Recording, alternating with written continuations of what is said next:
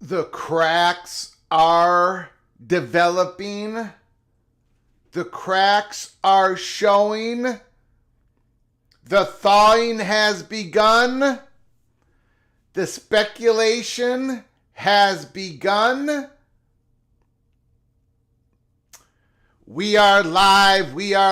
Welcome to College Football's Peek Around the Corner with your host, Greg Pflugar. We cover everything in college football because we love everything in college football. And if you do as well, please subscribe to our channel. Smash the like button if you like our content. Share the video with your family and friends. If you want to support this college football rebel outpost, if you want to support the home for the true college football sickos with a donation to help us keep the lights on, hit that $sign where you make your comment, and I'll get to you super chat as quick as I possibly can.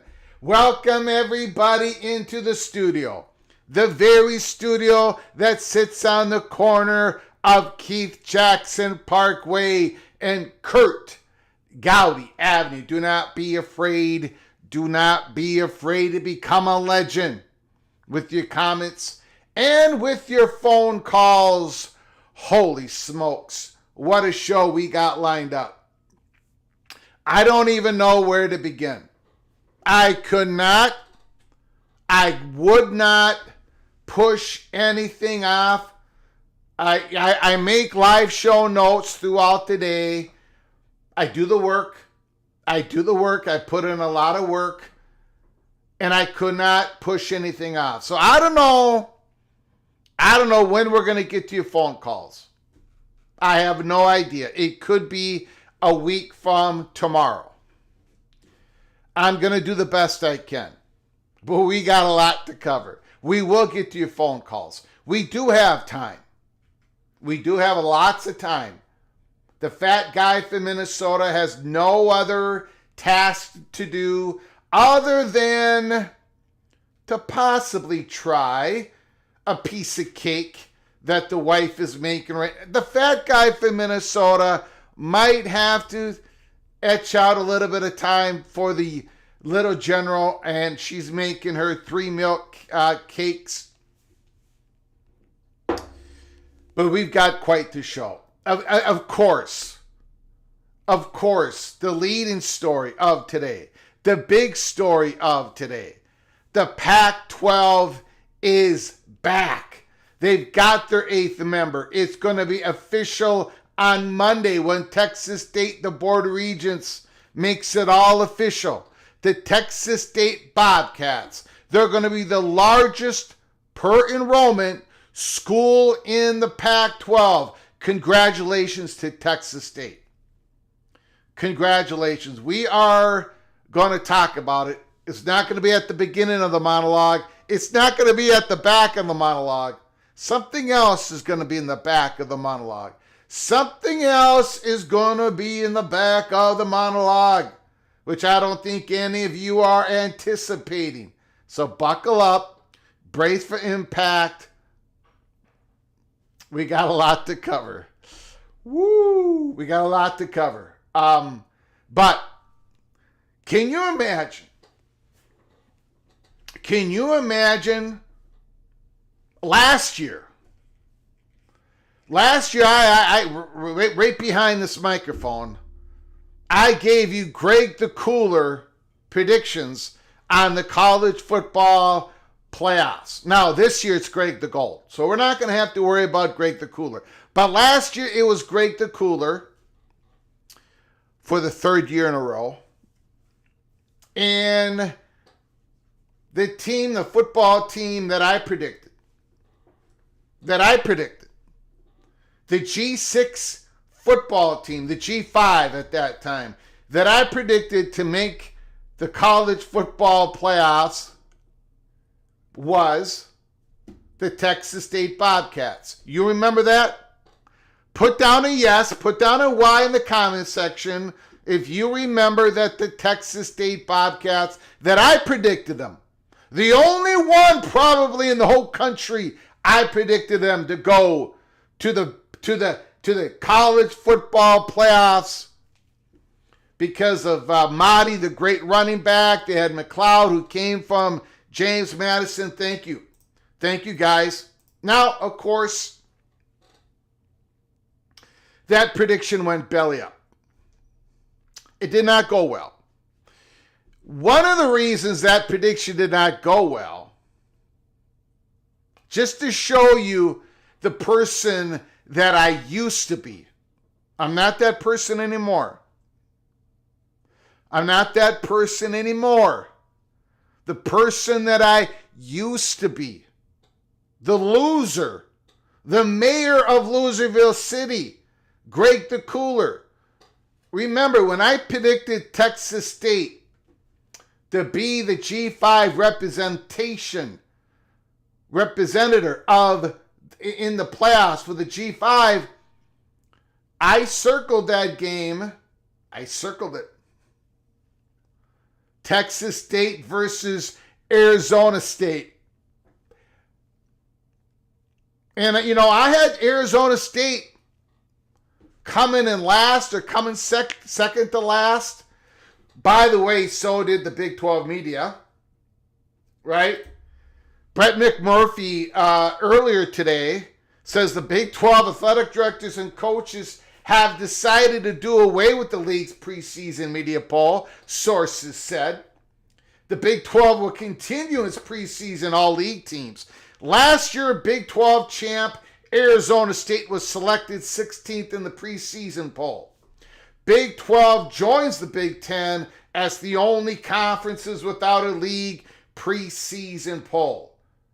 The Big 12 media days are July 8th and 9th in Frisco, Texas. Now, the Big 10 does have a media poll, but they don't have an athletic director coaches preseason media poll. So I don't know what we're going to see out of the Big 10 this year. I don't blame the Big 12 for doing this. I don't blame any conferences for getting rid of the preseason poll. But my simple point is this. I had Texas State defeating Arizona State. I had Texas State defeating a Power 4 conference team. I did not know at the time that Sam Levitt, Cam Scadaboo, Jordan Tyson, Dillingham, I did not know that the Sun Devils were going to rock and roll all the way to the Big 12 championship and become an eyelash away from defeating the Texas Longhorns in the second round of the college football playoffs. So, what I'm trying to say is, not only Greg the Cooler could not deny Texas State to get to one of the two premium G6 conferences in the land. Texas State is going to the Pac-12. We're going to go through an article. Austin Sports, they're the ones that broke it late last night. We're going to go through that article. We're going to go through a couple of comments that John Wilner said in the Mercury News. We're going to go through that. So we're gonna cover that story. First, before we get to that story, and then there's another story we got to get to.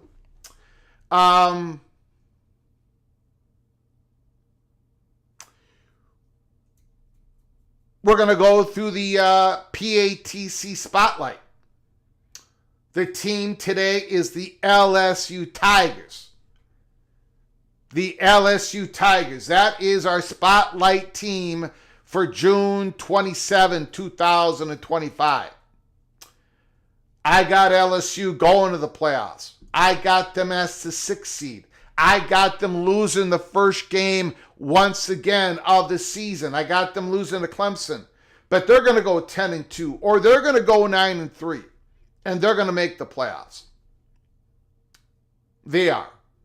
A 9-3 team can make the playoffs. Rightfully so. It just wasn't Alabama. This LSU team is a lot better than Alabama of last year. LSU is going to make the playoffs, even though they're going to lose opening night. Once again, we are going to put the spotlight on the LSU Tigers today. One other, and there's a bunch of other stuff we're going to cover, but one other, I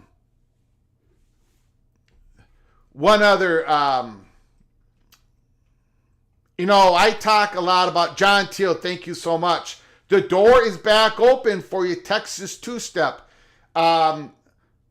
Possibly in the future. I don't think it's happening now. For months, we have basically said it's the Texas State Bobcats. That was the only steam that we received. We did a live show about 3 months ago. If you go to our library of live shows, you can see one live show about 2.5 months ago or 3 months ago. It's titled simply One Team Above Everybody Else for the Pac-12 expansion, and that is the Texas State Bobcats. We don't have any steam on anybody else at this time. Eventually, the Pac-12, no doubt, will expand. No doubt will expand, but we don't think it's happening before July 1st. We would be shocked. But someday that might happen. It will happen. John Teal, thank you so much for the super chat. I do appreciate your generosity. Thank you so very much. One other story we're going to cover. We have said here at Peek Around the Corner, we have tried to successfully thread the needle. And I think 99% of the PATC family understands what I am saying. The next wave of disruption, the next wave of realignment and the Power 4 is not imminent. It's not. I would be absolutely shocked if it was. Shocked. But things are very active. Things are very fluid. We've talked about it a lot here at Peek Around the Corner. Those are not contradictions. Those two comments don't contradict each other. They don't. They don't. When I first reported that USC had called the Big Ten and it was going to happen, it wasn't imminent, but it had started. The action had started. Same thing with the whole Colorado. In the year in 2023, in February 2024, we put it down here at Peek Around the Corner. We said the odds favor the Big 12 to poach the Pac-12. I got dragged over the coals, but that was the information that we had been receiving from the chatter behind the curtain. It took from February all the way to July 27th for that to happen, when Colorado pulled the ripcord. And they had that hot bubble of action happening in May 7th in Chicago between Brett Yormark and Colorado. Nothing is imminent, but there is a whole lot of activity. And I have often said here at Peek Around the Corner that at some point we are going to hear some speculation. It is going to happen from reporters. And we're going to actually get some reporting on it, on the action. But we are going to get plenty of speculation. The reason why we're going to get plenty of speculation is because they know that there's a lot of action going on. Things are fluid. It's not a cop-out. It's the actual truth. Nothing has been settled. That's not a cop-out. It's the actual truth. Nothing has been decided. Nobody's got a bleeping invitation. There is no Texas State no school is like Texas State and they have received a secret invitation from the Big Ten or the SEC. That has not happened.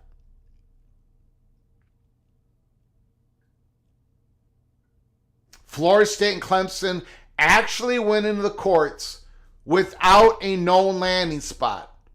Clemson just wanted to know where they stood when it comes to how expensive and how can we get out of this conference if we decide to do so. Clemson got what they wanted. Florida State really got what they wanted. They're getting more revenue. Eventually, they're going to get more revenue out of the ACC, and they have a clear pathway to get out of the conference. Once they have a landing spot, one that is created on their own or to the Big Ten or to the SEC. But nothing's been settled. But there's a lot of action going on. And today we did get some speculation. We did get some speculation from a media company that for me has the highest credibility because I've seen their work. I've seen them nail stories. up close. So we're going to go through it. There is some Big Ten speculation out there, and we're going to talk about it at the back end of the monologue. So we are in, this is going to be a pretty interesting live show. That's all I'm going to say. You can go ahead and leave. You can go pack yourself a lunch and come on back. Do whatever you want to do. Going to be an interesting show. Ryan Thomas, when do you eat the live cheeseburger on PATC? When it becomes official that the Big Ten and the SEC do not get 4 automatic qualifiers for the 2026 playoffs. That's when I eat the cheeseburger. And it's going to happen. Right? It's going to happen between some point now to December 1st. I'm only going to spend this minute on it, on that whole subject. Thank you, Ryan Thomas, for the super chat, because we got so much else to talk about here on today's live show. But I'm going to say, there's a lot of people saying, well, Greg, why don't you just compromise? Why don't you just bend the knee, fat guy from Minnesota? Why don't you understand that if everybody just commits, every school in the Power Four, if they would just commit to playing 10 games during the season against a Power Four opponent, that should settle everybody's differences, Greg. Do that. Do that. Don't demand the SEC to play 9 games or the ACC to play 9 conference games. You can't do that, Big Ten, you big bully, you big fat guy from Minnesota. This is what you do. Everybody plays 10 conference games, 10 Power 4 opponents. And then everything should be fine. And then we can click on the 5+11 model with no problems. If everybody would just agree to play 10 Power 4 opponents. My answer to that is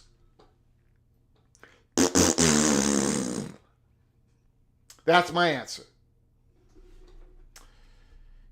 That is my answer. That doesn't solve anything. That is an SEC deflection. That I won't even, if I was Tony Petitti, which I should be, but I'm not. If I was Tony Petitti, I would just laugh at it, hang up the phone and say, that is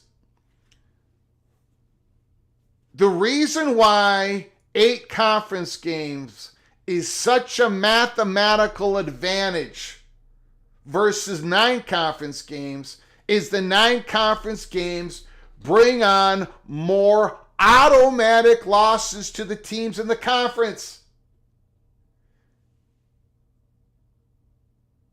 Having 2 non-conference games against other P4 opponents doesn't bring on automatic losses to the SEC. It's not equivalent. It's not, it doesn't solve anything. I've had so many people bring this up to me because Nicole Auerbach said it, because Brandon Marcello said it. It solves nothing. From the Big Ten perspective, and it should be from the Big 12 perspective, from the Big Ten perspective, it solves nothing. That is not, once again,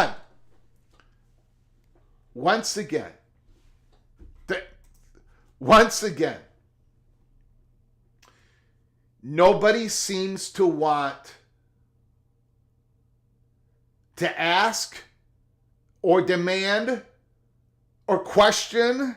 Nobody wants to even pontificate that the SEC should compromise in some way. It's always somebody else. Here's the compromise. Here's the compromise. Here it is.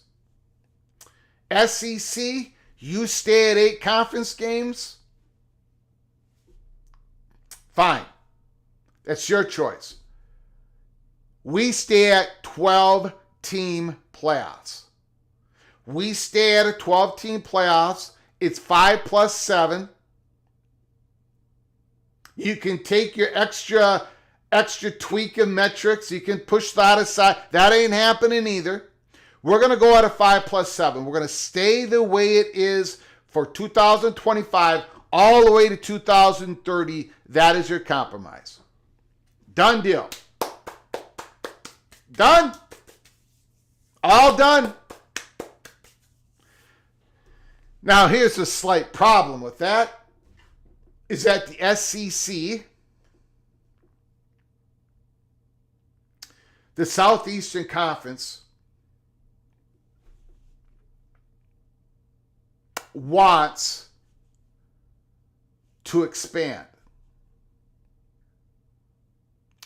And a 12-team playoff makes that a little bit more difficult, a little bit tougher sell among the schools in the conference.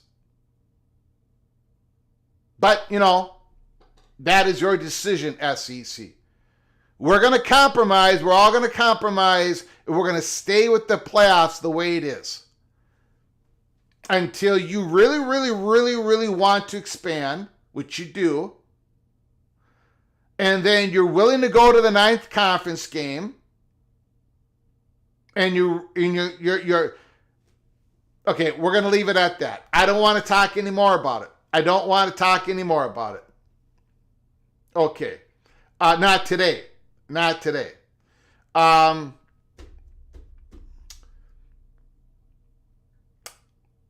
We got a lot to get to. Let's go to the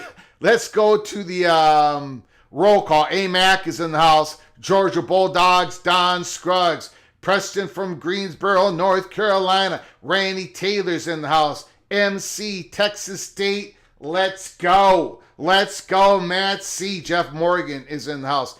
Bimba 75-79. Go Tigers versus the Twins this weekend. Richard Brookins is in the house. Chef Mull is here. Durgat is here. Karan Shakar is here. Keith Moon 2.0, Jeff Morgan, MGC Sooner is in the house. David M. So Greg is telling us Georgia will rule Southeastern Conference and Georgia Tech will soon rule the Big Ten. Not quite saying that, but Georgia Tech is a second-tier candidate, but not a first-tier candidate. Humble Bumble Duck is in the house. Bob Swanger, Old Army 02 is here. Tim Bells, let's do this thing. Nick Kelso is here. The Big Gun Shop is in the house. Tumasta, Trace Leches. No, it's all milk, baby. It's all milk. Nick Boardman is in the house. Rod Nix is here. Charlie Atwood, Kevin Pryor has made it in. Secret Agent. Who else? Indiana. The Hoosier. Expansion Crush is in the house. N.E. is here. Morris Simmons. Vox Quindaro Rock. Chalk Jayhawk is in the house. Steel Austin. John Grove. The Fighting Alana. Illinois Ted is in the house. Amazing Blue. Caleb Ramirez. Jose. Louisiana Tech to the Sun Belt. Louisiana Tech, Western Kentucky, or the Sun Belt stays at 13 teams. Those are reported the options for the Sun Belt. MBM is in the house. MBM. UNC has to be the first domino to fall. AMAC is here. Movie Time Blues. Cranky Tiger. Chris Kinney is in the house. Jason Spangler is here. Clinton Moses. Bobcat Stephen Vitt. Ohio Bobcat Stephen Vitt is in the house. Devil Frog, Michael Smith, thanks for coming on in. Appreciate it. D5 Terps, Mr. Terrapin is in the house. Go Black 45. I don't know if I got everybody, but welcome in everybody. I do appreciate it. Let's get to it. We've got a big show, and I'm telling you, we got a big show. We got a big show.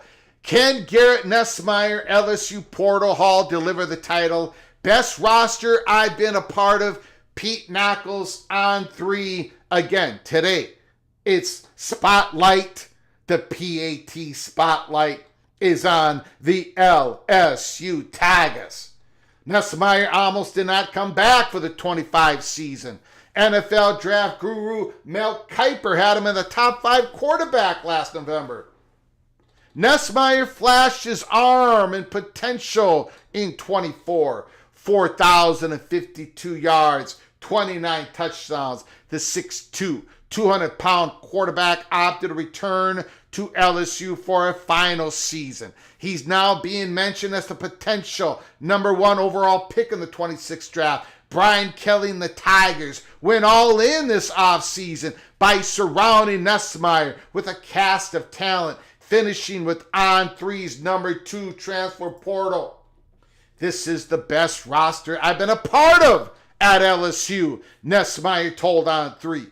It's the best team I've been a part of at LSU.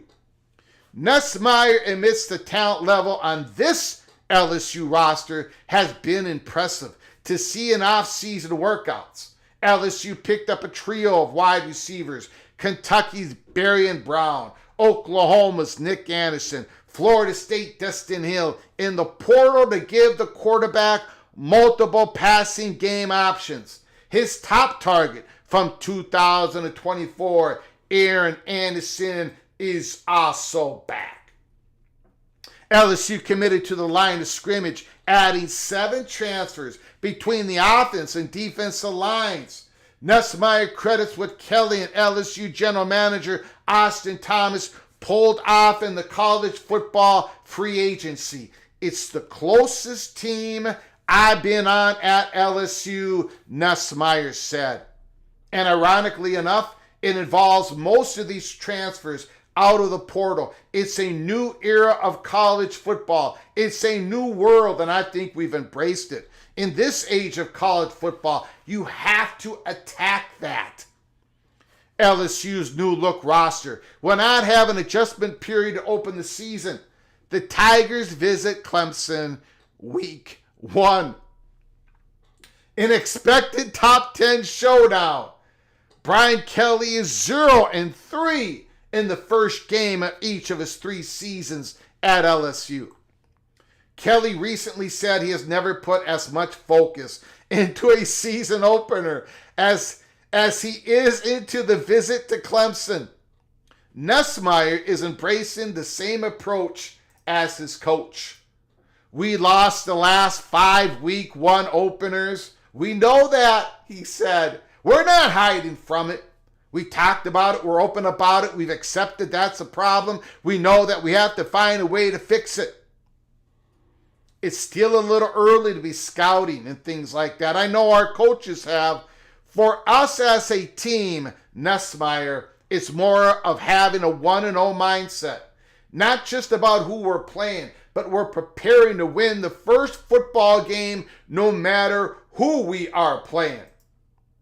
Nussmeier is also aware of the pressure Kelly is under to deliver in 2025. LSU spent millions of dollars on the portal to upgrade its roster. In Kelly's first 3 seasons in Baton Rouge, the Tigers have failed to make the college football playoff, not this year.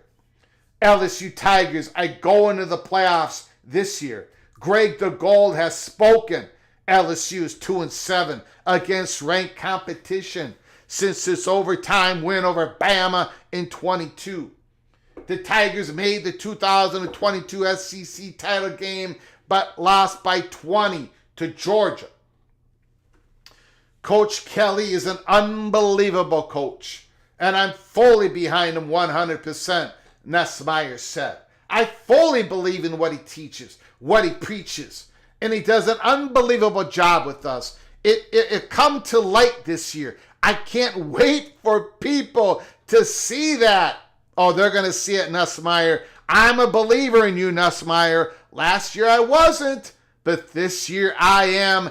LSU went 8-4 in Nussmeier's first season as a starter. The son of Saints offensive coordinator Doug Nussmeier, Garrett Nussmeier, felt he had more to accomplish at LSU. He announced his return to Baton Rouge in mid-December, giving the Tigers a recruiting pitch in the portal. And finally in the article.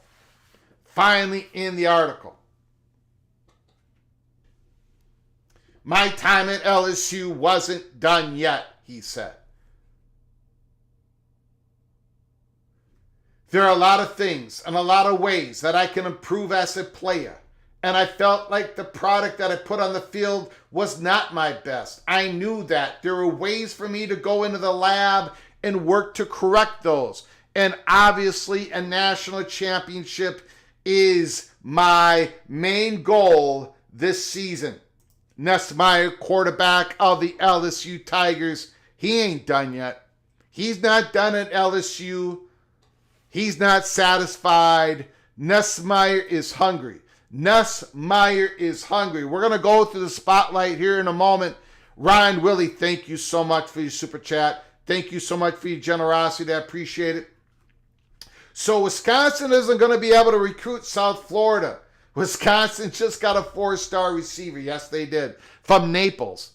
Miami fans think they own Florida, but they don't own Florida. Thank you, Ryan Willie, for the super chat. I appreciate it so very much. Look, even the upper Midwest teams can land 4-star players in the state of Florida. There's a whole lot of them. And especially now in this era, money speaks. Money speaks. Wisconsin offered, no doubt, this guy knows what he's going to get paid, or at least the range that he's going to get paid by Wisconsin. Money speaks. Money speaks. Thank you, Ryan Thomas. I appreciate the super chat so very much. Ryan Willie won't be around for about a week. Another trip around the sun happens Tuesday. Happy birthday, Ryan Willie. If I don't get to tell you that at the time, congratulations, Ryan Willie. Thank you for the super chat. Appreciate it so very much. John Teal. So when LSU flipped the roster with the transfer portal, it's wise and understanding the times. But when Deion did it, they wanted to burn him. Well, Deion was a little bit ahead of his time.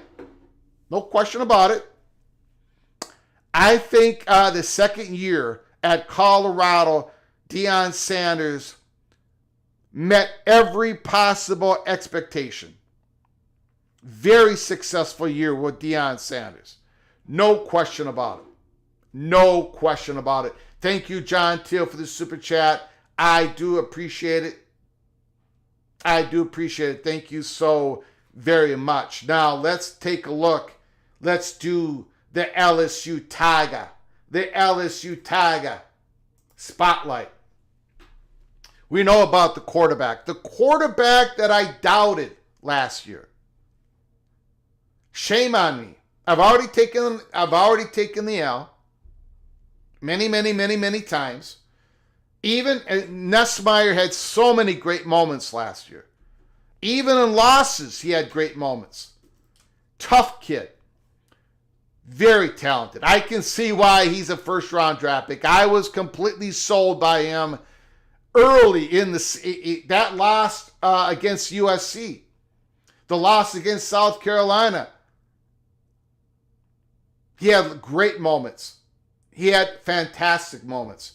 Garrett Nussmeier, over 4,000 yards passing, 29 touchdowns, a little bit too many interceptions, 64% completion percentage, 142.7 quarterback rating. Now, what about the running game? It's a question mark, to be honest. maybe the LSU Tigers in the PATC family can give me an answer. Give me a solution. Go Black 45. He's not too happy about me giving LSU Tigers flowers. Well, Go Black 45, you're going to have to get used to it. Because I'm going to be, look, LSU's going to lose to Clemson, but don't lose hope. Don't lose hope. This is a very talented team. But back to Nussmeier. Back to the running game. They were not a physical running team last year. I mean, if it was 3rd and 2, they had no shot. Same with Ole Miss. There were some SEC teams that did not have a physical running football team. Could Harlan Berry, in some drafts, in some recruiting circles, he was the number 1 running back out of high school. Is it too early for Harlan Berry? Is it? Go Black 45? Is it too early for Harlan Berry? I don't know. I don't know. But we're going to be keeping an eye. The spotlight is on Harlan Berry. He was like the number 1, number 2, number 3, depending on what recruiting, what do you want to use, 247, Rivals, ESPN, On3, whatever you want to use. Harlan Berry, is it time for him to shine at LSU, or is it a little bit too early? Now, LSU brought in some transfers at the wide receiver position, which we're going to get to in a moment. But the returner, the guy who started last year, the guy who was in the trenches with Nussmeier, is back. Aaron Anderson, 61 receptions, 884 yards, 14.5 average, 5 receiving touchdowns. Aaron Anderson, he's returning. Nussmeier, he's got to have a big year for LSU Tigers to get to where I think they're going to get to. But Barian Brown is the transfer from Kentucky. Now, he's been a little bit nicked up. He's been injured. If you look at his production at Kentucky, his best year was he was a freshman. His second best year when he was a sophomore. And then nicked up and everything as a junior. LSU is hoping that they get the true Barian Brown for 2025. He's got a lot of talent. He's got a lot of skill. 29 catches last year. He was one of the top receivers in the portal. One of the top receivers in the portal. It's time for Barian Brown to stay healthy. He's got Nussmeier. He's got LSU. He's got a lot of talent around him. Way more talent around him than when at Kentucky. Go Black 45 says we need all the help we can at running back spot. Kelly was really stubborn about letting starters and upperclassmen play. Is it time? Is it time for Harlan Berry? Well, I guess we're not going to really know until the Clemson game, right? Maybe Harlan Berry doesn't, you got to be able to block. You got to be able to pass protect. Maybe it's too early for Harlan Berry. We're going to find out. Barian Brown, receiver with Aaron Anderson, and then on defense, another LSU Tiger who was all battered and bruised, all nicked up last year, Harold Perkins. If he can finally put together a season that everybody knows that he can have, stay healthy, Perkins, stay healthy, and he can lead the defense back to somewhat prominence. That offense is going to score a lot of points. Their defense improved when Harold Perkins was out. Well, Harold Perkins, that old offense, that outside linebacker, If he's healthy, you let him loose. Let him loose. Let him loose. So there is your LSU Spotlight PATC. As you all know, I've got the Tigers finishing the season as the 6th seed in my way too early college football playoff predictions. And of course, in August, I'm going to have my official predictions. But LSU is not going to get knocked out of there. Who knows? They may rise up a bit from the 6th seed. LSU Tigers, I'm feeling really good. And of course, this year it's Greg the Gold. So the LSU Tiger fans should not have to worry. This is the big news of the day. The big breaking news. Late last night, Austin Sports Journal, the first ones to break it. Pac-12 formally extends membership invitation to Texas State. Michael Adams, Austin Sports Journal. The Board of Regents called a special meeting for Monday morning to approve the move, so it all becomes official Monday. But the invitation has been extended. You know that Texas State is going to say yes. The Pac-12 is back. It did not go away. It did not completely go away. Oregon State and Washington State, look what Texas State has done. Look at everything that needed to happen for this miracle shot for Texas State. This is a big deal. A big deal for the Bobcats. To be able to play in that conference with Boise State, with San Diego State, it's just really unbelievable. If there are a full member, the basketball program going to be playing against Gonzaga. Numbskull News, finally the Bobcats have made the West Coast League. It really is something, though. A lot of things had to happen for this. UNL,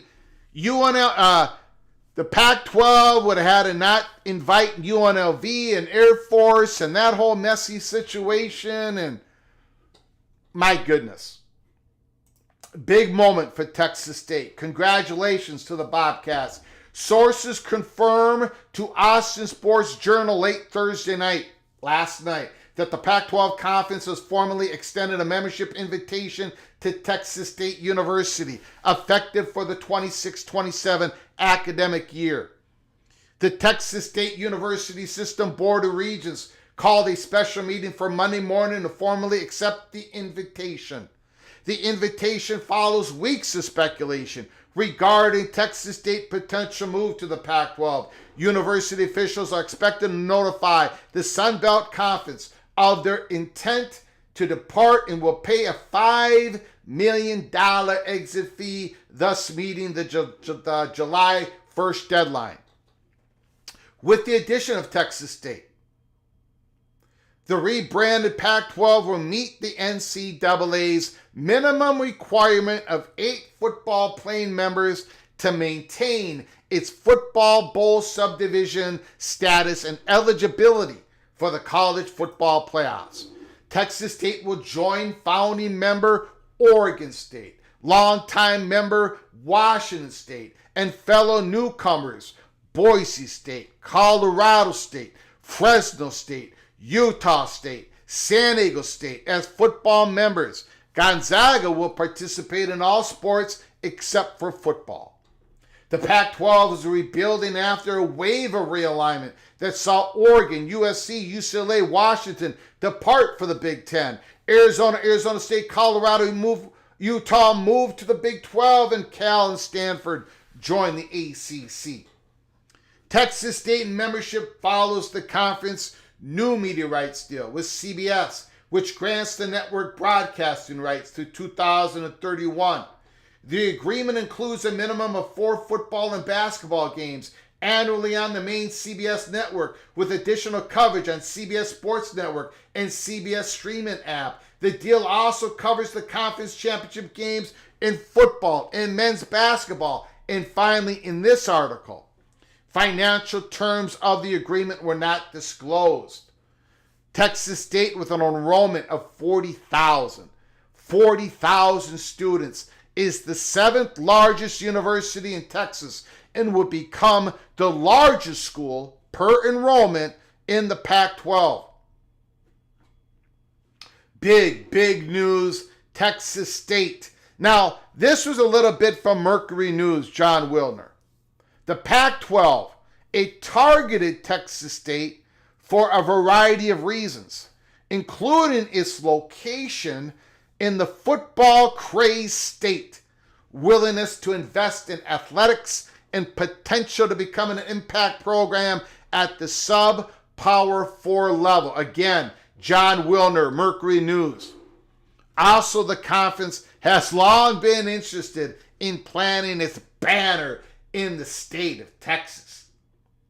3 previous commissioners either considered expanding into Texas or made formal attempts to lure schools from the Lone Star State.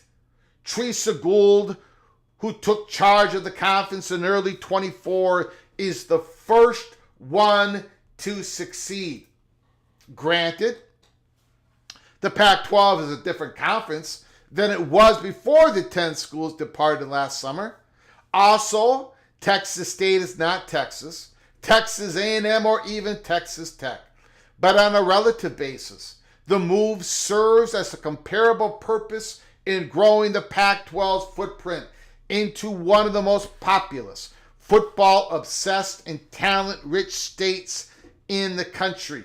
And finally, in this article, the Bobcats spent much of their history competing in lower divisions. They transitioned to Football Bowl subdivision in 2012. So they moved up to FBS in 2012, 13 years ago, and spent 1 year in the WAC before switching to the Sun Belt. Their resume features just 2 postseason appearances, 23 and 24 First Responder Bowls under Coach G.J. Kinney, who's an excellent football coach. So big news, big news. Texas State, a full member, all their sports, full membership to the Pac-12. Now, as good as the Sun Belt has been as of late, Texas State is going to be in the top 2 G6 conferences. The AAC and the Pac-12, and those 2 conferences are going to be battling over supremacy of the G6. Texas State has found their spot playing against an Oregon State, Washington State. Texas State Football Stadium seats about 27,000. They're probably going to expand on that. They've just done a bunch of work on the stadium. They're going to make it probably a little bit bigger. Congratulations. Congratulations to the Texas State Bobcats and, of course, to the Pac-12, other institutions, because now they can finally say we got our 8th full member. The pressure is off. The pressure is off. Okay, we got another story to get to before we get to your phone calls. We got another story to get to before we get to your phone calls. I'm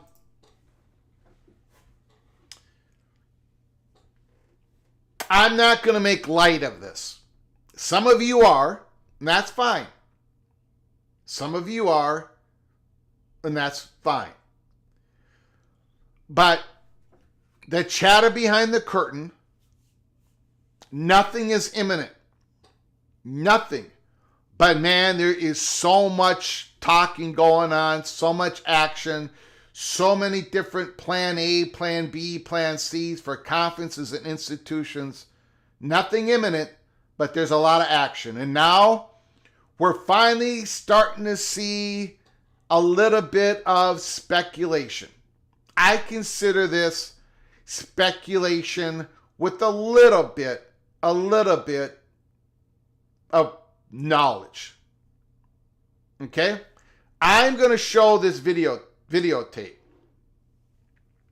And I'm going to pause it. I'm going to pause it throughout the couple of minutes here. Try not to get in trouble with YouTube. If I do, that's, I haven't gotten in trouble with YouTube for a long time. So I'm not in danger. But I'm going to show this video clip.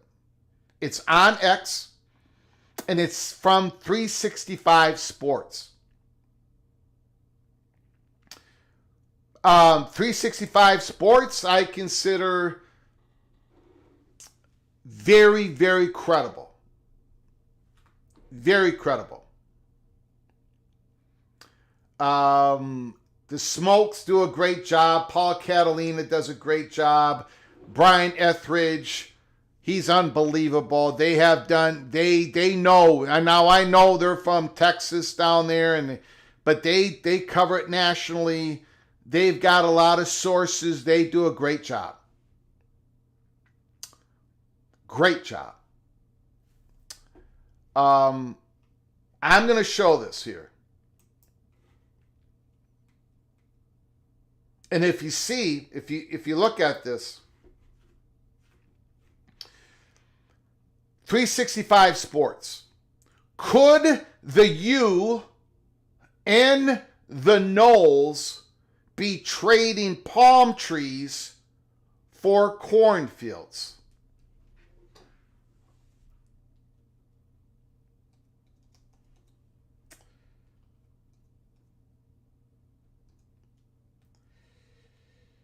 Now,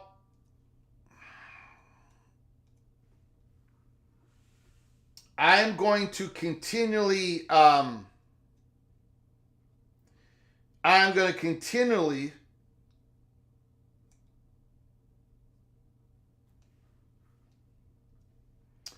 hit the play button, hit the pause button, and hopefully I don't get in trouble. Chuck Todd, yeah, he used to be on MSNBC. You can tell, if you listen to him, if you give him a fair shot, even if you agree with his politics, disagree with his politics, agree with his whatever, you can tell he knows what he's talking about. You know what he's talking about. 365 Sports split up their interview with Chuck Todd, and they put it on their X account. And we're just going to show you this part. But if you listen to the whole interview, Chuck Todd, you can tell he spends a lot of time talking about this. Talking about college football. Talking about realignment. You can tell that Chuck Todd not only talks to 365 Sports, but talks to a lot of people. A lot of people. Now, could the U and the Knowles be trading palm trees for cornfields? Big Ten expansion talks are heating up. Is Miami and Florida State next? Before we get into what Chuck Todd said about Miami and Florida State to the Big Ten, let me just say this. Big Ten expansion talks are heating up.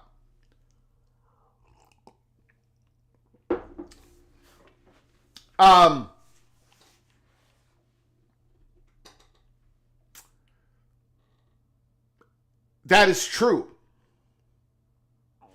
Again, nothing is imminent. So you got to be able to embrace a couple of truths that seem to contradict each other, but they don't. The Big Ten expansion talks, I'm telling you guys, there is a lot of action going on in Media companies know it. They know it. They know it. They know it. 365 knows it. They do. Now, it doesn't mean that the Big Ten has decided on anything. I don't think they have. I could be wrong, but I don't think they have. It doesn't mean like things are imminent. They're not. We got it. We got a lot of things to get through here, but are people talking? Are people talking? Are things lining up their options? Absolutely yes. It is absolutely true. I see so many people on X say the following: there's nothing going on now. There ain't going to be nothing happening in 2020 and 2030. There's nothing going on. That's not true. It's not true. It's not true. It's not true. Nothing is imminent when it comes to I don't think it is like any official movement, like any official invitations. We're not looking at a Pac-12 Texas State situation, but I'm telling you, man, people are talking. Everybody's talking, and they're lining up their options. It's happening. Now, and we have said there's going to be reporting on this at some point. There's going to be speculation leading it. And I want you guys to hear this speculation. Okay? And no matter what your thoughts are on Chuck Todd, you can tell he's immersed in this. You can tell he knows the history of realignment. You can tell he's talked with people. And you know that 365 Sports has talked with people. I mean, my God, 365 and the fat guy from Minnesota here at Peek Around the Corner, we nailed that Colorado story. Absolutely. They absolutely nailed it. They nailed the Arizona State, Utah. They got everything right. Everything. The Smokes, Paul Catalina, Brian Etheridge, they smoked everybody. So when they say Big Ten expansion talks are heating up, I think you should listen to them. That's just my advice. Forget about what I'm saying over here. Forget about what I'm saying.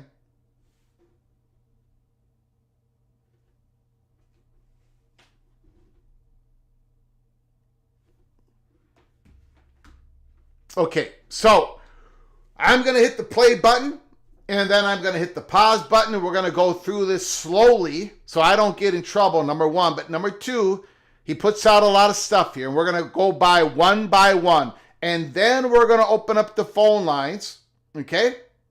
And we're going to talk about this or anything else in college football that your heart desires. Here we go. I assume, and I'm curious what you think of this, I assume Miami and Florida State are going to be in the Big Ten.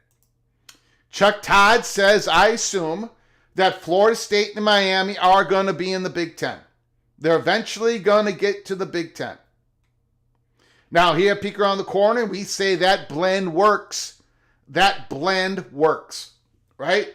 They're not the number one targets of the Big Ten. They're not.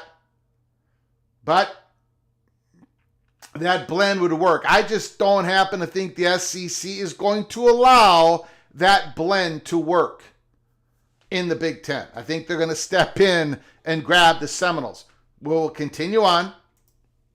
In the next 10 years. That's my assumption. I think so. I think that's where they want to be. I think that, I mean, obviously the SEC called, they might change Miami their would minds. never join the SEC. I don't believe they'd ever want them. And I don't think Miami's got a little bit of a snob about its academics. Yeah. And the SEC, there would be a big look. Miami went out of its way. They're now an AAU school, which used to be, that's the only way you could get into the Big Ten. Mm-hmm. In fact, I think Florida State's probably got to go get some AAU status to make this work. But they're trying, I know they're trying. Okay, so Chuck Todd says that Miami's never going to go to the SEC. They got their AAU status, and Florida State probably going to have to get their AAU status. We have Peek Around the Corner. We have made it clear that Florida State does not have to become AAU. They do not have to become a member of the AAU, private club, to become a member of the Big Ten. That doesn't need to happen. It's most likely because it's an indication that the Big Ten presidents, have vetted and cleared you, at least from an academic standpoint, from a research standpoint, but you really don't, the Big Ten is not going to have a private organization control a veto pen over who the Big Ten wants to invite. Florida State does not really have an AAU problem. They have other issues. There are an emerging research university. They don't quite do the research in the way in the subjects that are particularly valuable to the Big Ten, but then again, Florida State is trying to make inruns into that as well when it comes to buying a hospital and do more research in regards to all that stuff. But a Florida State and Miami blend, I think, would work if the dominoes fall to a Florida State and Miami situation for the Big Ten. Let's listen more here. Right. So imagine this scenario. Miami, Florida State, North Carolina, let's say Virginia. Okay. Those four become the Southeast Division, right, of the Big Ten. And you see where I'm going here. I have a feeling that if we go to two super conferences, we'll end up getting regional divisions. Because how else are you going to do this? Yeah. You know, I mean, so Chuck Todd, he's saying that, take, for example, a North Carolina, Virginia, a Florida State, Miami, being the Southeastern Division of this new Big Ten. You'd probably throw Maryland in there and some other school, maybe Rutgers, whatever. But that is your Southeast Division of these two super conferences that could be forming in the years ahead. Now that, there are people who believe that is happening, that is the future plan of the Big Ten and the SEC. I think there's a lot of traction towards that. I think though that is one of those things that the Big Ten continually socializes within the conference.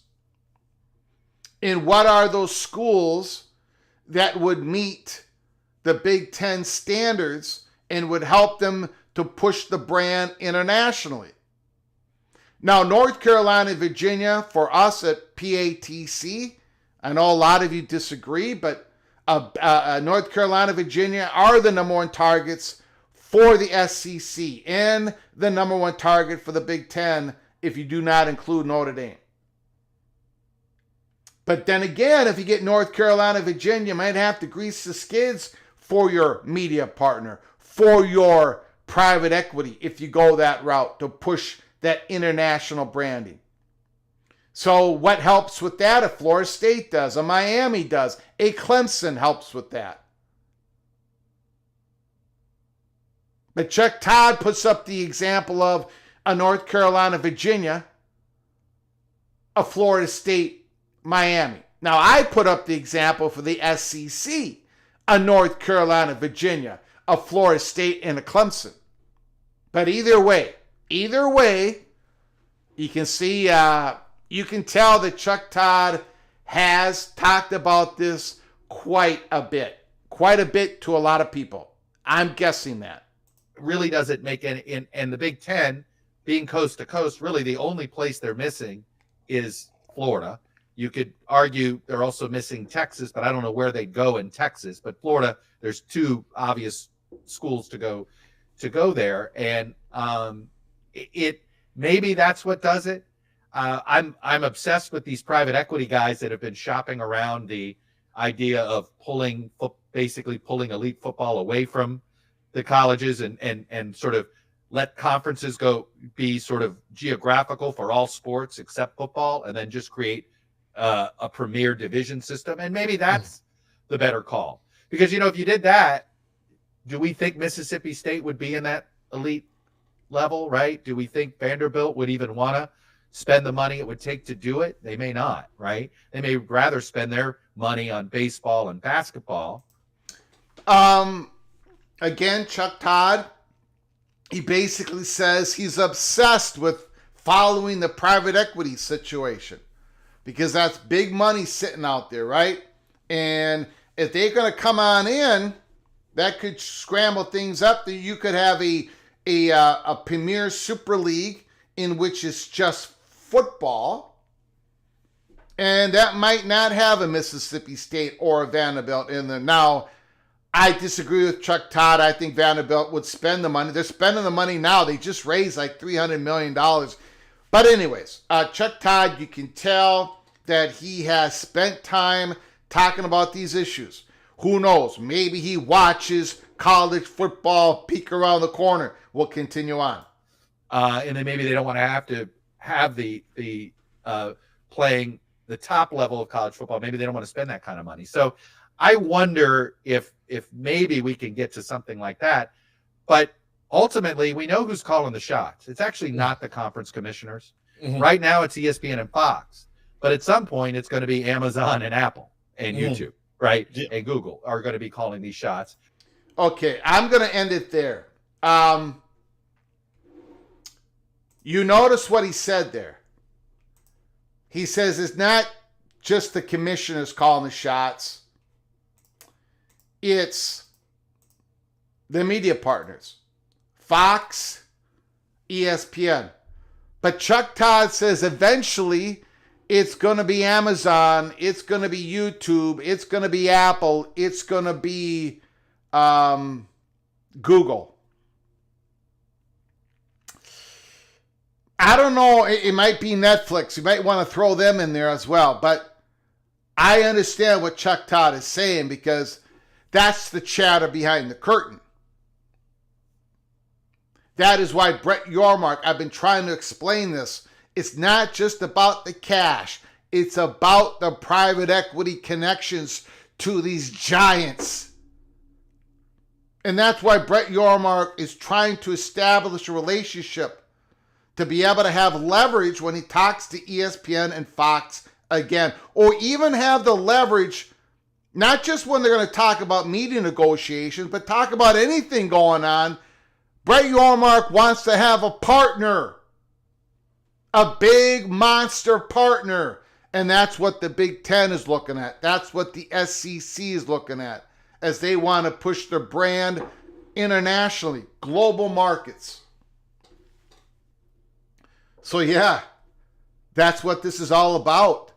And you can tell that Chuck Todd has been talking to people. You can tell he's immersed in this. And what schools for the Big Ten and the SEC, what schools would help them what schools would be attractive to private equity? What would private equity want the Big Ten to do? We have to start, it's difficult, but we got to start thinking in that way in the SEC. And I think this helps Florida State and Clemson. This new dynamic helps Florida State and Clemson, the two biggest brands in football that's not in the SEC of the Big Ten. I also think it kind of helps North Carolina and Virginia because they have international, they already have international branding in many ways. But anyways, so, but again, I do want to emphasize this. And now I lost it. Hold on. Before we get to your phone calls, hold on. I do want to emphasize something here.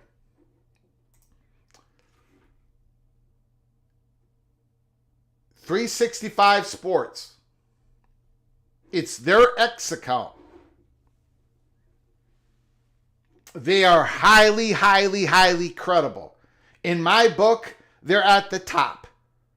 Along with your Brett McMurphy, Pete Thamel, they are at the top.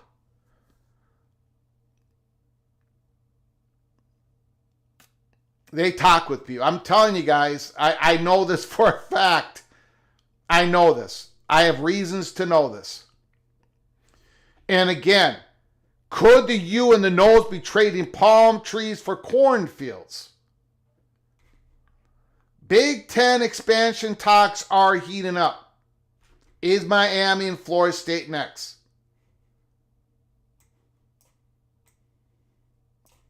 Big Ten expansion talks are heating up.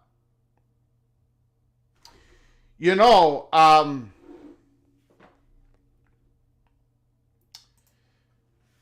they 365 Sports and yours truly, but we'll keep it at 365 Sports. They got dragged over the coals, man.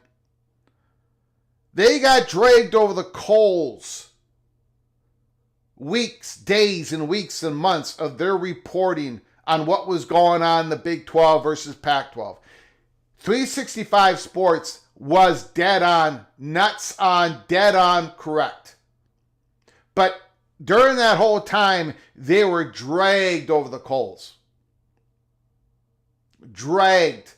They were idiots on X accused them of being part of the Endeavor plot, along with John Kurtz and your fat guy from Minnesota, Greg Pflugar. But they were dead on. They had different sources than I have, but they were dead nuts on. And when they say Big Ten expansion talks are heating up, you got to listen. Again, there's nothing imminent, but there is, when I've been saying that, I've been trying to, things are fluid, things are active. You guys know I've been saying this because it's true. We know some of it. Some of it has been open to us. Some of it remains closed. So things are...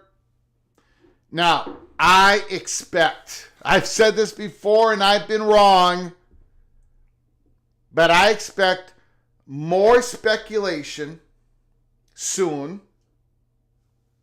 Not just coming from 365, checked out. And then I expect some reporting in back of it. And there's a million stories out there. This is so much more complicated. You know, during the Big 12 situation, on April 28th, of 2023?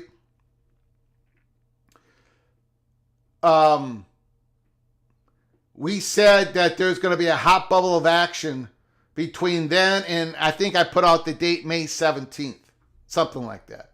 We knew there was a meeting in Chicago on May 7th, on a Sunday, between Colorado and the Big 12. And on May 8th, we did a live show saying that the Pac-12 got a punch in the solar plexus and was hanging by a thread because the meeting actually happened. A 90-minute meeting in Chicago between Brett Yormark and the president of Colorado. We knew it happened. We knew it was supposed to happen leading up to it, and we knew it happened at the conclusion of the meeting. It was a simple story. It was one school that we had at the center of the stage because we were getting this information. It was a simple story. And then we also found out after that, later in May, I think it was later in May, I think it was like May 24th, whatever, that the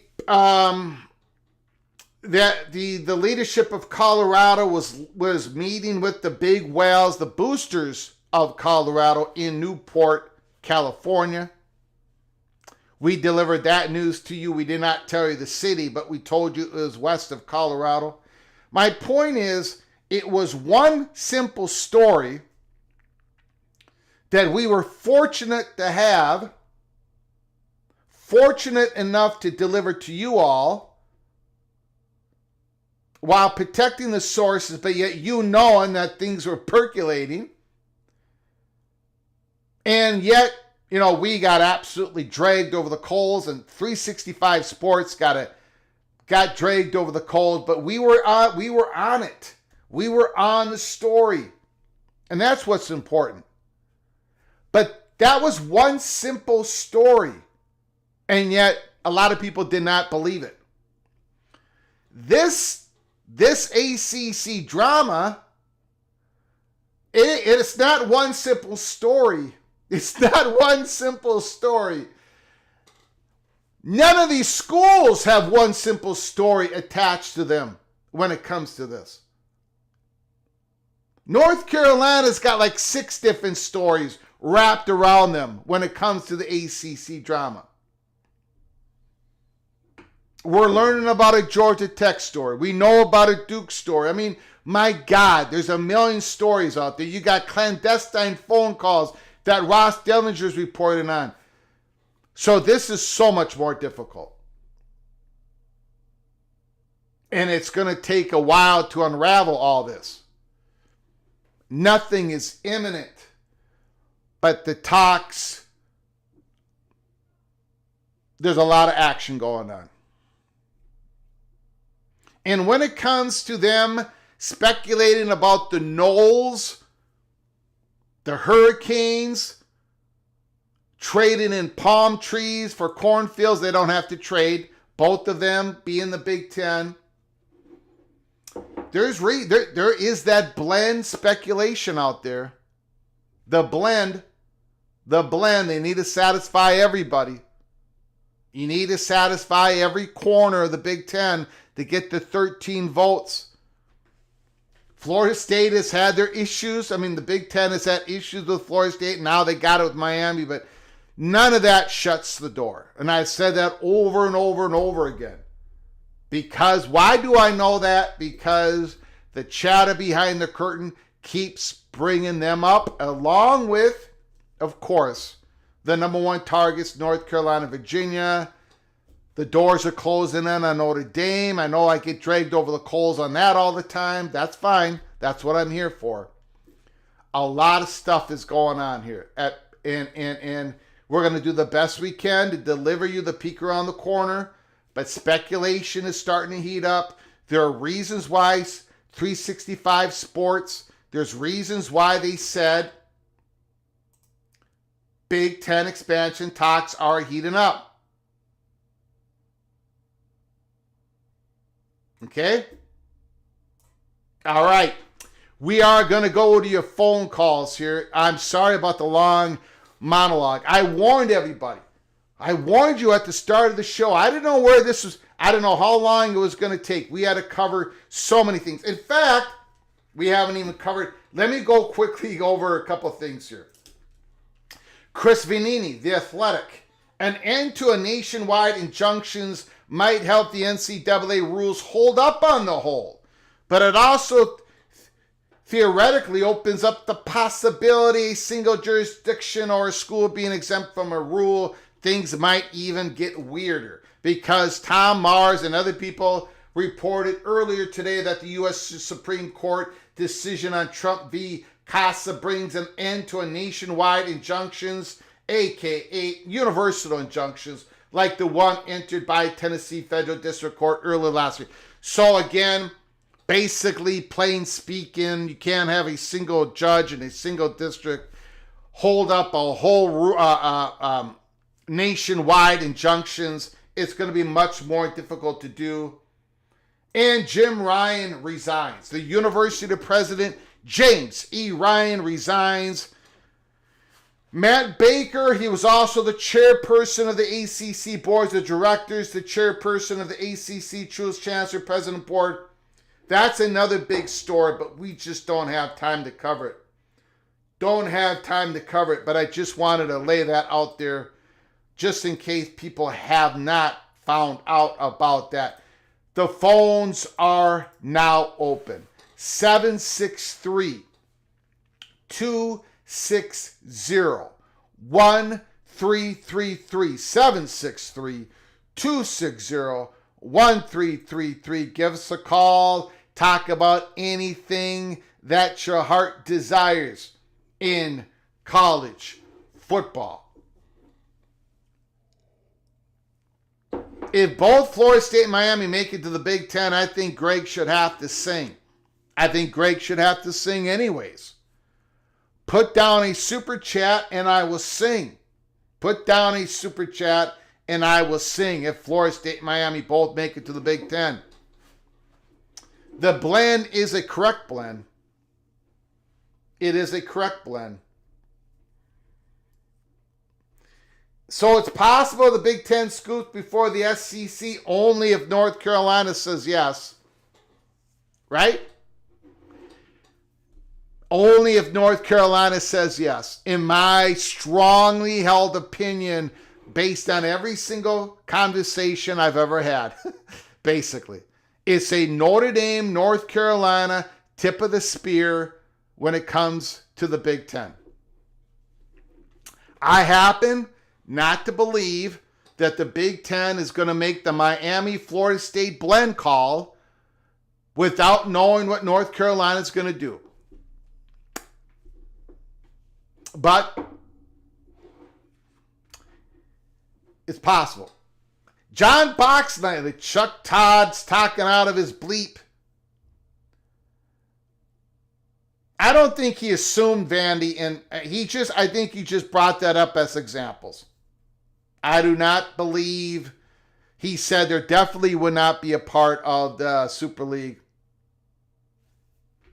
Stephen Vitt, Greg's not too bad of a singer. He can carry a tune. Wow.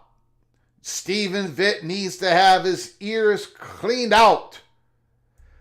John Grove, Greg could sing On Wisconsin while eating a cheeseburger.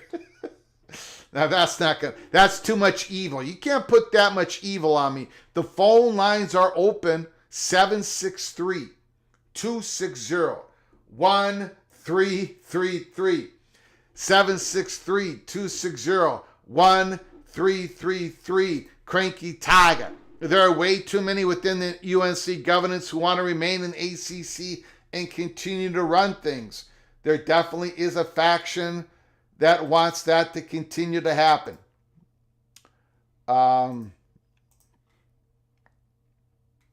No, please, no singing. Karan Shakar. Wow, they are after me today. Call from Movie Time Blues. Movie Time Blues. Thanks for calling. I'm getting dragged over the coals because of my bad predictions against the spread and my bad singing. So Movie Time Blues, you have saved me with this phone call. Let it rip, sir. The floor is yours.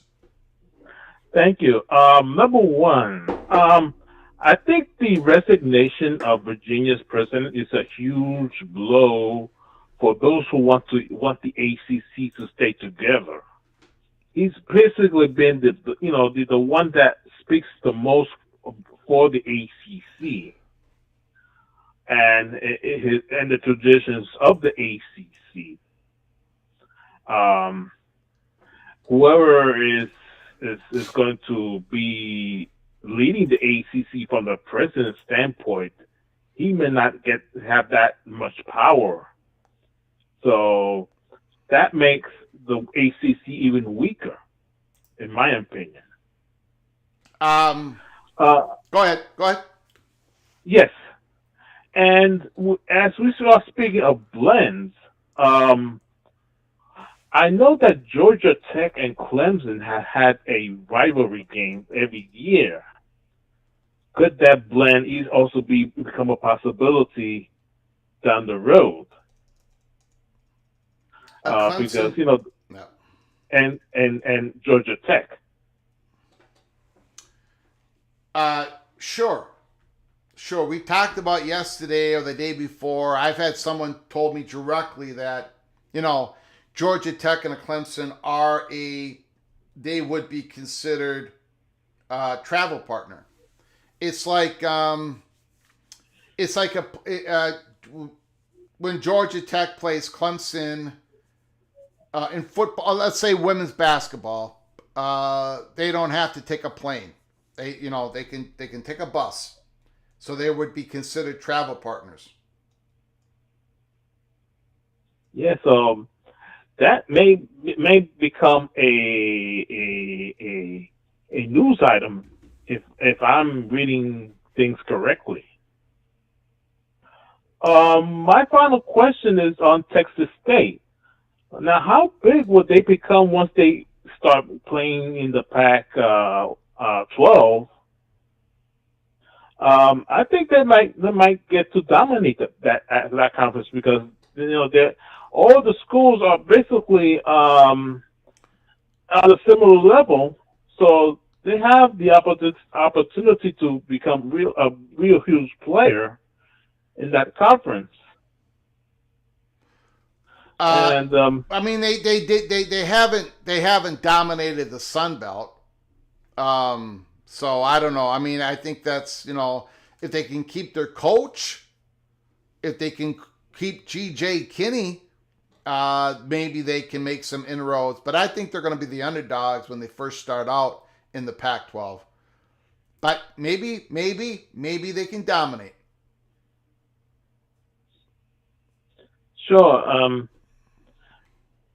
I don't know if they're gonna stop at Texas State. They might have to wait a few years, but eventually they're gonna look at that state again. Maybe they get a Rice. Maybe they get North Texas. So you never know. You never know. I think there's going to be a lot of stuff happening between now and then. I think the commissioner of the American Athletic Conference has a lot of big dreams ahead. I think he also knows that conference might be nicked apart if the ACC implodes. But I think he's going to try to put something together with private equity. It's going to be difficult because Memphis is going to be looking for a possible way out, in Tulane. But we shall see. All right. I'll talk to you some other time in the future now. Appreciate it. Beautiful call, Movie Time Blues. Thank you so much. All right. Thank you.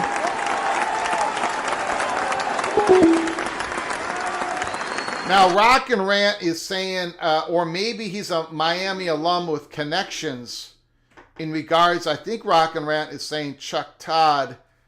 I did not know he was an alum of Miami. I did look it up. He was born in Miami, right? He's from Miami. He's probably talking to a lot of people from Miami. Miami knows where they're at.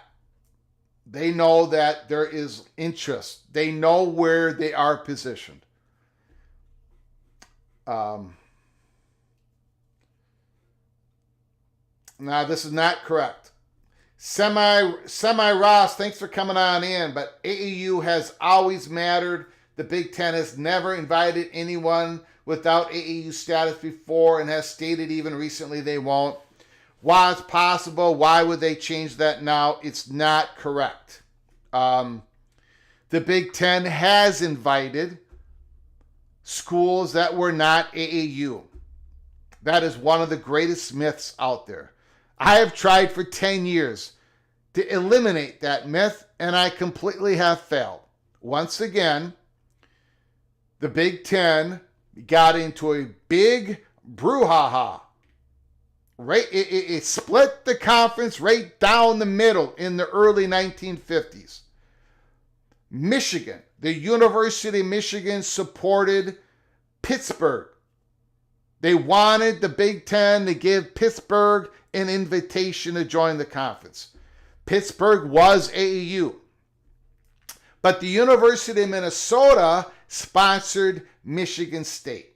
Michigan State was not AAU. Michigan State won. It was a very close vote. Minnesota just had enough power, got Michigan State over the goal line. Michigan State became a member of the Big Ten. And then about 8 years later, they got their AAU invitation. So It's happened before. Also, it happened way, way, way long ago to the Ohio State Buckeyes, another school that the University of Minnesota supported and got them in. And they were not AAU. But anyways, and they would have taken Oklahoma. If Oklahoma and Texas would have called the Big Ten, they would have taken both. If Notre Dame chose to join the Big Ten 5 years ago, Notre Dame would have gotten in the Big Ten. The AAU is a private club. Very important for Big Ten universities. It shows that you are a dynamic, valuable research institution. But the Big Ten has never given the AAU the veto pen. Jim Delaney said, AAU first, but not only. Kevin Warren said, no, the AAU is not a requirement. Google it. AAU is important because it's an indication that you could be a fit for the Big Ten. There's a lot of AAU schools that are not a fit for the Big Ten. They're small colleges. They're great research universities. They don't have an athletic department or barely have an athletic department. It's an indication that you are a fit. I do think it means a lot that Miami became AAU. We know that. Miami has a lot of things going for it. A lot of things going for it. And I happen to think they're going to put this thing to bed with Wisconsin. There's too many other big things on the horizon. Put it to bed, both parties, put it to bed. Maury Simmons. I have always said that it is always the Big Ten or the Big 12 for Miami.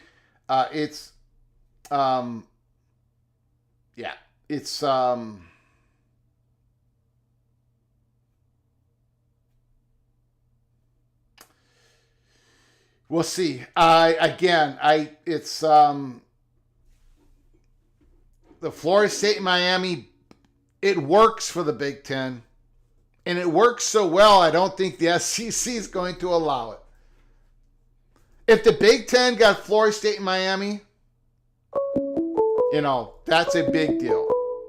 I just don't think SEC is going to allow it. If I'm wrong, I'm wrong. No question about it. From Jose, fight on. Jose, fight on. The floor is yours. Holy smokes, USC. I have not done a spotlight on USC yet, but I'm going to, and I'm going to be ruthless. I'm going to be absolutely ruthless. Go ahead, Jose. Let us have it. Yeah, I was calling in about the potential clandestine meeting that occurred. I called in before about the Smash League, and at the time I was on the fence on whether it was a couple dozen, or maybe the whole ACC and Big 12 for the 34 plus maybe Notre Dame. Yeah. But since they're going, if like Rick said, maybe Brett knew about it, not directly, but through his connections made us find out about it. I don't think anyone is doing it, condoning it as far as Phillips and Yormark's camps are concerned. It's definitely would have been behind their backs, and that would indicate that it's definitely not the whole 34. It'd be at most 20, Utah, Arizona State, whomever. There'd be a select choice, the whatever the cream of each respective conference. So it wouldn't be more than 20, I wouldn't think, and that's why they would have to make it clandestine, because that would cause disruption internally, a fracture, which the Big 12 definitely does not want right now. They're, stronger and unified in comparison to the ACC. So they had to do it clandestine. I think it's not something maybe that they're seriously pursuing. It's just, like you said, running out every ground ball, just looking at, they're doing their due diligence, making sure that if there is other opportunities out there, that they don't just turn a blind eye to it, but, actually listen to whatever other options are out there as ADs or presidents for those respective schools. But yeah, it definitely would not be 34 schools in that Smash League because the clandestine, it has to be 20 or less, in my opinion. Yeah, just the word, the use. Now, we don't know. I'm just PATC does not know if it was. We don't know what this is. I mean, we've gotten some indicate. We know a handful of schools were part of the phone call, and there's 5 of them that we've been able to discuss in public: North Carolina, Florida State, Utah, Arizona State. But maybe there's way more than that. There could be, could be. But those just could be the representatives for the others. Yeah, but the usage, the word usage of clandestine would indicate to me one or two things. One, the commissioners did not know that the call was going to occur. Or two, not every school was invited to the call. Because why would it need to be clandestine if it wasn't one of those two things? Logically, right? Exactly. But maybe Ross Dellinger did not use the correct word. Maybe, who knows? We don't know. But we're all waiting for the next report on that. But go ahead, Jose. Yeah, it's a rather juicy word to use, but in lieu of cloak and dagger. Yeah. And then again, it might be maybe it's just a power struggle where, schools like UNC want to have the say, and something were to be agreed upon and informed that they would want to be the forerunners of it and saying, this is the guardrails that we're going to establish for this, whether it be down the road in the future, media scheduling, whatever. They would want to have the primary influence. And then if they did want, in fact, because I know Smash League would want, or Smash Capital would want inventory, if they were to bring in, the full 30 schools or whatever with Notre Dame, then they could say, all right, we've already laid out all the groundwork for you guys. You don't have to worry. You're coming along, and this is what it is, and you're going to make X amount of dollars. So I guess in theory it still could be, both conferences together. But yeah, it's the fact that they left out Yormark out of it, and I doubt that he didn't hear about it. He probably has so many connections that he knew before it even was going to happen. Yeah. But yeah, it's interesting. Yeah, it is. But yeah, very juicy. All right, there you go for Godfather. You got it, buddy. Appreciate it. Go ahead. Great Fight call. on. Great call.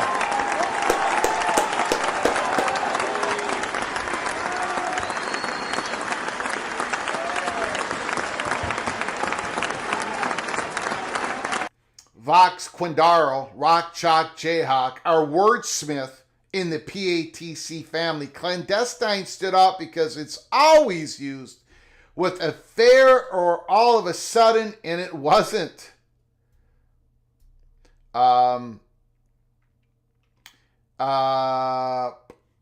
Chris Kinney, Greg, can you confirm that it was only Big 12 and ACC, or was there possible Big 10 teams included? I guess there's always a possibility. I'm gonna think probably not, though. Most likely no, but I don't know. I don't know everybody that was there. So we've been told a few schools the names, but everything else has been embargoed from us. I doubt it, but I don't know that for sure. I will say this.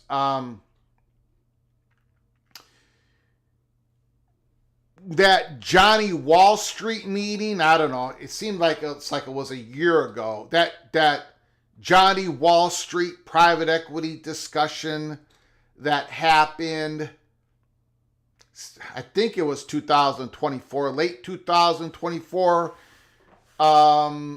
where there was going to be talkers and speakers, and Graham Neff was going to be one of the speakers, I remember. Jack Swarbrick was going to be one of the speakers. Commissioners of other conferences. I think Teresa Gould was going to be there. I believe Pernetti, the AAC, Tim Pernetti was going to be there. And then there was going to be these big capital private equity firms, presidents were going to be there. In that presentation, we do know that Silent Tony did go to that. So the Big Ten commissioner. And now we know that through the reporting to Ross Dellinger that during the Big Ten spring meetings, that 4 private equity companies presented some ideas to the Big Ten presidents. But other than that, we don't have any more reporting on that. So,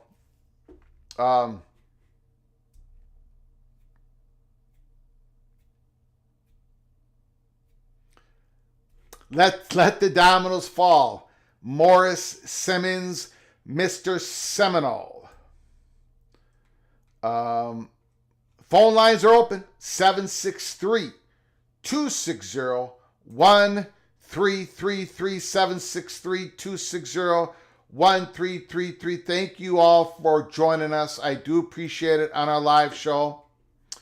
If you haven't done it yet, please subscribe to our channel. Smash the like button if you like our content. Share the video with your family and friends. When you do subscribe to our show, and thank you so very much, make sure you turn on your notifications because we do not come on at a scheduled time during the week. We come sometimes in the morning, most of the time in the afternoon, sometimes late at night, covering all breaking news in college football. We cover everything. Today, we have covered everything. The Texas State invitation from the Pac-12, we covered that big story. We've also are doing our spotlight. Today was LSU. Tomorrow it's going to be a different team.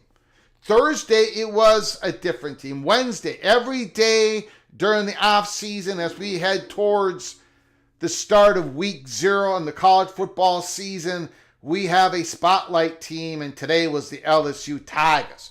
The LSU Tigers. Garrett Nussmeier, the quarterback, leading the way. Is Harlem Berry going to get the rock?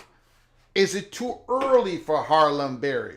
Is it too much responsibility for basically the number 1 recruited, the highest rated running back in his class? Is it too early for Mr. Barry Aaron Anderson?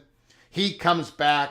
He was in the trenches with Nussmeier last year. 61 receptions, over 800 yards, 14.5 average, 5 receiving touchdowns. And of course, in this day and age, you need to hit the portal and you need to hit gold in the portal. Is Barry Brown going to stay healthy?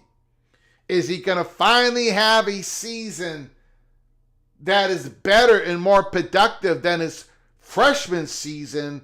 Barry Brown, the LSU Tigers, are expecting a lot out of Barry Brown. And once again, it's going to be the last year. It's got to be the best year of Harold Perkins. He has to stay healthy. He was nicked up all last year. This is your LSU Spotlight. We talked about it earlier in the live show. Tomorrow we're going to have a different team.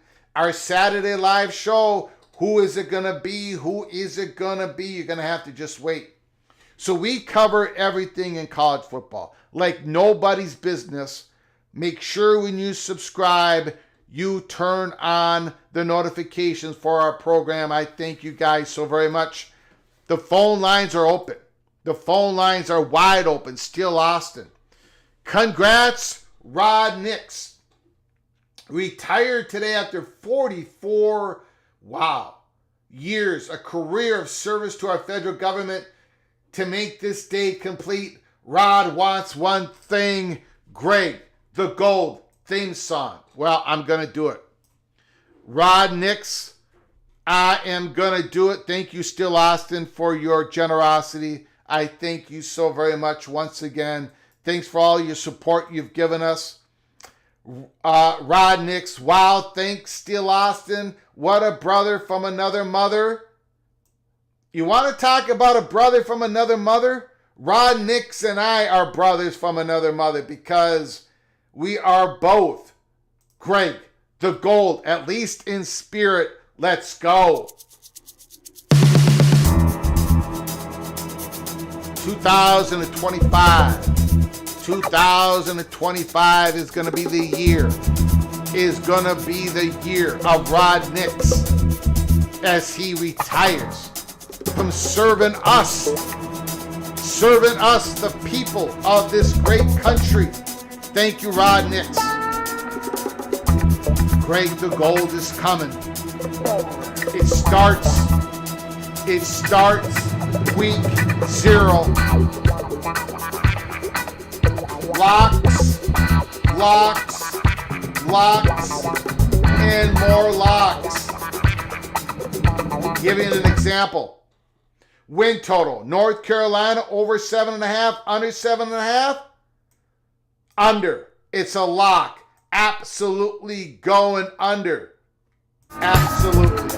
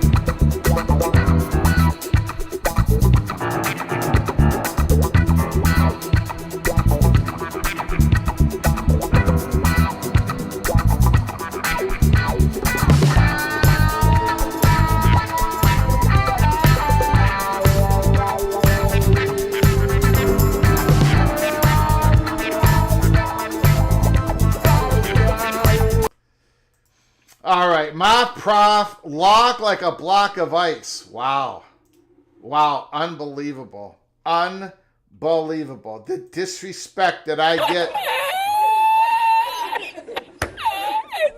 The disrespect that I get here at Peek Around the Corner. It matches the disrespect I get when I walk down the street, when I go to church, when I go out to a restaurant, and when I'm having a discussion with the little general around the dinner room table. It's the exact thing I get from you guys at PATC. Thank you, Rod Nix. I appreciate it. Appreciate your service. Thank you so very much. Okay, we're going to shut it down here. We've been on the air for quite a long time today. It has been a big time show. If you missed it, go back and watch it. Go back and listen to the 365 sports discussion with Chuck Todd. They're talking about how the Big Ten expansion talks are heating up. Why is 365 Sports saying that today? Because they are. Nothing imminent. Nothing is imminent. Not even close in my strongly held opinion.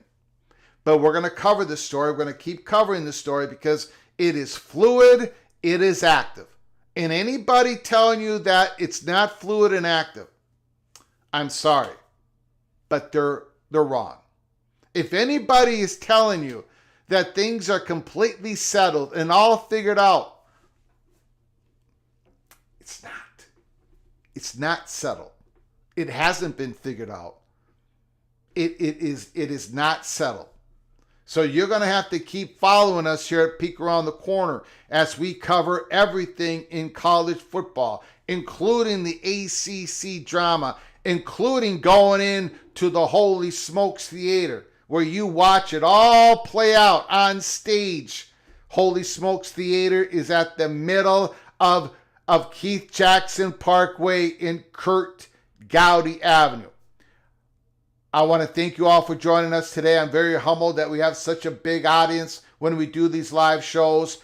Thank you guys so very much. I do appreciate it. Until next time, from all of us at PATC, to all of you, please, you all take great care of each other. Thank you so very much.